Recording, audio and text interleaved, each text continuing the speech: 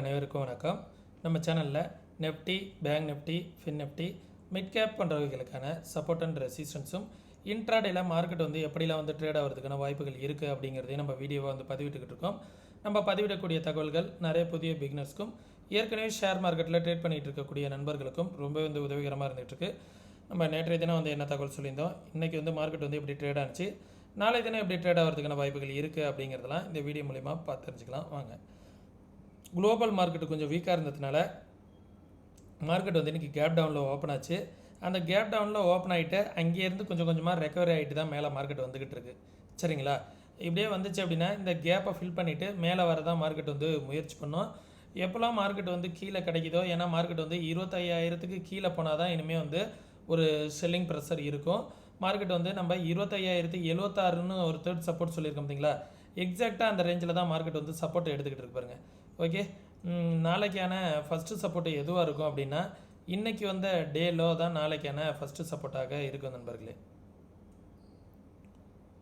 இன்றைக்கி இந்த gap down support எடுத்துச்சு பார்த்தீங்களா, கரெக்டாக இந்த லெவல் 21,075 to 80 அப்படிங்கிற லெவல் தான் சப்போர்ட் ஜோன். அந்த சப்போர்ட் ஜோனை பார்த்துக்கோங்க. மார்க்கெட் அதற்கும் கீழே வருது அப்படிங்கிற பட்சத்தில் இந்த லெவல் ஒரு சப்போர்ட்டாக இருக்கும். 25,000ங்கிற ஒரு ரவுண்டு ஃபிகர் ஒரு சப்போர்ட்டாக இருக்கும். அதற்கும் கீழே வருதுங்கும் போது 950 அப்படிங்கிற லெவல் ஒரு சப்போர்ட்டாக இருக்கும்.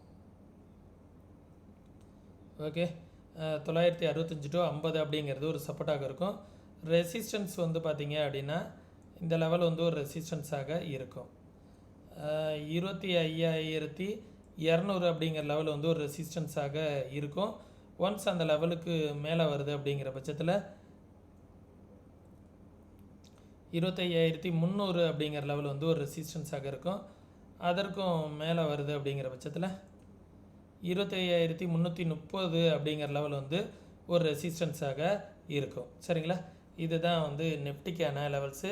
நாளைய தினம் நெஃப்டி எக்ஸ்பிரி அப்படிங்கிறதுனால என்ன மாதிரி ட்ரேட் ஆகிறதுக்கான வாய்ப்புகள் இருக்குது, ஓஐ டேட்டா என்ன சொல்ல வருது அப்படிங்கிறதையும் பார்த்துருவோம்.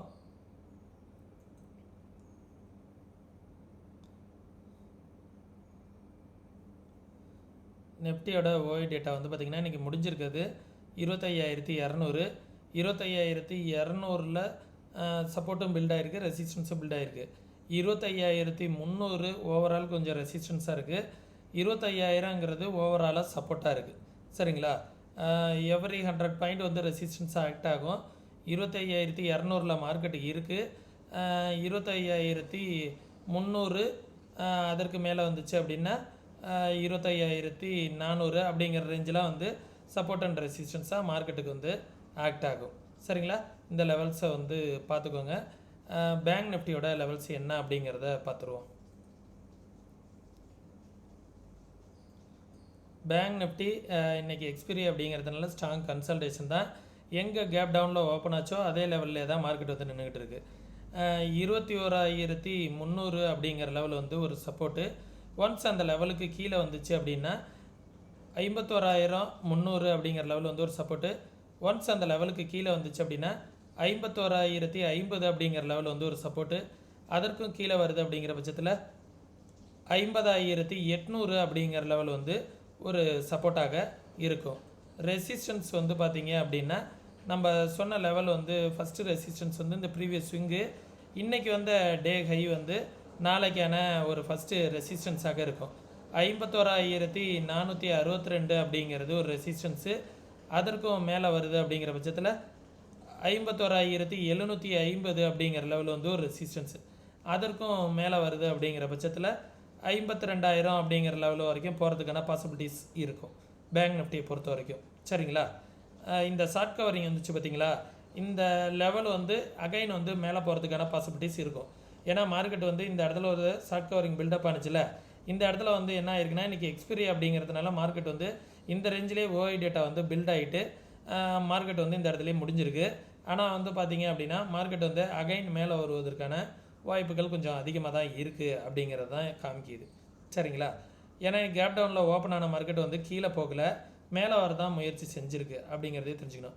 ஃபின் நிஃப்டியும் பார்த்தீங்க அப்படின்னா பேங்க் நிஃப்டி எக்ஸ்பிரி, அதனால் பேங்கிங் செக்டர் எல்லாமே கன்சல்டேஷன் அந்த லெவல்லே நின்றுடுச்சு. நம்மளோட ஃபஸ்ட்டு சப்போர்ட் சொல்லியிருந்தோம் பார்த்தீங்களா, 23,767 அப்படிங்கிற லெவல் வந்து இந்த இடம் வந்து ஒரு சப்போர்ட்டாக இருக்கும். ஒன்ஸ் அந்த லெவலுக்கு கீழே வந்துன்னா 23,600 அப்படிங்கிற லெவல் வந்து ஒரு சப்போர்ட்டு. ஒன்ஸ் அந்த லெவலுக்கும் கீழே வருது அப்படிங்கிற பட்சத்தில் 23,495 அப்படிங்கிற லெவல் வந்து ஒரு சப்போர்ட்டு. ஓகே, தென் ரெசிஸ்டன்ஸ் வந்து பார்த்தீங்க அப்படின்னா இந்த லெவல் 23,850 அப்படிங்கிற லெவல் வந்து ஒரு ரெசிஸ்டன்ஸ். அதற்கும் மேலே வருது அப்படிங்கிற பட்சத்தில் 23,950 அப்படிங்கிற லெவல் வந்து ஒரு ரெசிஸ்டன்ஸ். அதற்கும் மேலே வருது அப்படிங்கிற பட்சத்தில் 24,000 அப்படிங்கிற லெவல் தான் ஓவராலாக ஃபின்னிஃப்டியை பொறுத்த வரைக்கும் ரெசிஸ்டன்ஸ் ஜோனாக இருக்கும். அதை வந்து பார்த்துக்கோங்க. மிட் கேப் வந்து பாசிட்டிவில் தான் முடிஞ்சிருக்கு நேற்றைய தினத்துக்காக. இன்றைய தினம் ஒரு பாயிண்ட் வந்து பாசிட்டிவில் தான் முடிஞ்சிருக்கு. அகைன் மிட் கேப்பை பொறுத்த வரைக்கும் மேலே வருவதற்கான வாய்ப்புகள் தான் இருக்குது நண்பர்களே. இந்த லெவல் இன்றைக்கி நேற்றுக்கு ரெசிஸ்டன்ஸ் சொன்னோம் பார்த்தீங்களா, எக்ஸாக்டாக அந்த ரெசிஸ்டன்ஸ் ஜோனில் தான் மார்க்கெட் முடிஞ்சிருக்கு. 13,228 அந்த ரேஞ்சு வந்து ஃபஸ்ட்டு ரெசிஸ்டன்ஸ். அதற்கும் மேலே வந்துச்சுன்னா 13,300 அப்படிங்கிற லெவல் வந்து ஒரு ரெசிஸ்டன்ஸ். அதற்கும் மேலே வருது அப்படிங்கிற பட்சத்தில் 13,400 அப்படிங்கிற லெவல் வந்து ஒரு ரெசிஸ்டன்ஸ் ஜோனாக இருக்கும். சரிங்களா. சப்போர்ட் வந்து பார்த்தீங்க அப்படின்னா 13,140 அப்படிங்கிற லெவல் வந்து ஒரு சப்போர்ட்டு. ஒன்ஸ் அந்த லெவலுக்கு கீழே வருது அப்படிங்கிற பட்சத்தில் 13,082 அப்படிங்கிற லெவல் வந்து ஒரு சப்போர்ட்டு. ஒன்ஸ் அந்த லெவலுக்கு கீழே வருது அப்படிங்கிற பட்சத்தில் 13,000 அப்படிங்கிற லெவல் வந்து ஒரு சப்போர்ட்டாக இருக்கும். சரிங்களா. இதுதான் வந்து இந்த லெவல்ஸு. இதை வந்து பார்த்துக்கோங்க. மிட் கேப் வந்து ட்ரெண்டை பிரேக் அவுட் ஆகிட்டு திருப்பி மேலே தான் வந்துக்கிட்டு இருக்குது. மேலே வருவதற்கான பாசிபிலிட்டிஸ் தான் அதிகமாக இருக்குது அப்படிங்கிறத நான் நேற்றையே சொல்லியிருந்தேன். திரும்பவும் சொல்கிறேன், மார்க்கெட் வந்து இந்த லெவலில் பிரேக் அவுட் ஆனிச்சு அப்படின்னா 300, 400 அப்படிங்கிற லெவலில் வந்து மேலே வருவதற்கான பாசிபிலிட்டிஸ் தான் அதிகமாக இருக்குது. ஒரு கேப் டவுனில் மார்க்கெட் வந்து ஓப்பன் ஆனாலும் அகைன் வந்து மேலே வருவதற்கான பாசிபிலிட்டிஸ் இருக்குது. சரிங்களா. இதை வந்து பார்த்துக்கோங்க. நீங்களும் மார்க்கெட்டை இதே போல் ப்ராப்பராக வந்து அனலைஸ் பண்ணணும் அப்படின்னு நினச்சிங்க அப்படின்னா ப்ராப்பராக மார்க்கெட்டை வந்து கற்றுக்கிட்டு ட்ரேட் பண்ணுங்கள். கற்றுக்கணுன்னு விருப்பம் இருக்கக்கூடிய நண்பர்கள் வாட்ஸ்அப்புக்கான லிங்க் வந்து டிஸ்கிரிப்ஷனில் கொடுத்துருக்கேன். முற்றிலும் வாட்ஸ்அப்பில் வந்து மெசேஜ் மட்டும் பண்ணுங்கள், கால் பண்ண வேணாம். கற்றுக்கணுன்னு விருப்பம் இருக்கக்கூடிய நண்பர்கள் மெசேஜ் பண்ணி கற்றுக்கோங்க. அதே நேரத்தில் நம்ம சேனலுக்கு நீங்கள் ஏதாவது சப்போர்ட் பண்ணணும் அப்படின்னு நினச்சிங்க அப்படின்னா ஃப்ரீ டீமண்ட் அக்கௌண்ட் ஓப்பன் பண்ணுறதுக்கான லிங்க் வந்து டிஸ்கிரிப்ஷனில் கொடுத்துருக்கேன். முற்றிலும் ஃப்ரீ தான். தமிழ் கஸ்டமர் கேர் சப்போர்ட் இருக்குது. கற்றுக்கணுன்னு விருப்பம் இருக்கக்கூடிய நண்பர்கள் அக்கௌண்ட் ஓப்பன் இருக்கக்கூடிய நண்பர்கள் டிஸ்கிரிப்ஷனில் உள்ள லிங்க்கை பயன்படுத்தி அக்கௌண்ட் ஓப்பன் பண்ணிக்கோங்க. ஸ்டாக்ஸ்லாம் ட்ரேட் பண்ணுற மாரி இருந்தீங்க அப்படின்னா 4x5 வரைக்கும் மார்ஜின் ஃபெசிலிட்டிஸ் கிடைக்கும். புரோக்கரேஜ் வந்து நீங்கள் மற்ற புரோக்கரேஜோட கம்பேர் பண்ணும்போது கொஞ்சம் குறைவாகவே தான் இருக்கும். குறைவாக இருந்துச்சுன்னா இந்த புரோக்கரேஜை நீங்கள் கண்டினியூ பண்ணிக்கலாம். ஓகே, நம்ம சொல்லக்கூடிய தகவல்கள் அனைத்தும் அப்படியே நடக்கணுங்கிற அவசியம் கிடையாது. இது வந்து அனைத்துமே என்னோடய வியூ தான். நீங்களும் மார்க்கெட்டை வந்து ப்ராப்பராக அனலைஸ் பண்ணி பாருங்கள். இன்வெஸ்ட்மெண்ட் பண்ணுறதுக்கு முன்னாடி உங்களோட ஃபினான்ஷியல் அட்வைசர்கிட்ட கன்சல்ட் பண்ணிவிட்டு அதுக்கப்புறமா வந்து இன்வெஸ்ட் பண்ணுங்கள். அதே நேரத்தில் ஆப்ஷன் ட்ரேட் பண்ணுற மாதிரி இருந்தால் 2 to 3 month கன்சிஸ்டண்ட்டாக ப்ராஃபிட் பண்ண முடியுதான்னு பார்த்துட்டு ப்ராஃபிட் பண்ண முடிஞ்சால் மட்டும் ஆப்ஷன் ட்ரேடுக்குள்ளார வாங்க. அதுவும் உங்களோட ஃபினான்ஷியல் அட்வைசர்கிட்ட கன்சல்ட் பண்ணிவிட்டு. ஓகே, மீண்டும் இன்னொரு இது பண்ணுற பயனுள்ள வீடியோவில் சந்திக்கும் வரை தொடர்ந்து இணைந்திருங்கள். நன்றி, வணக்கம்.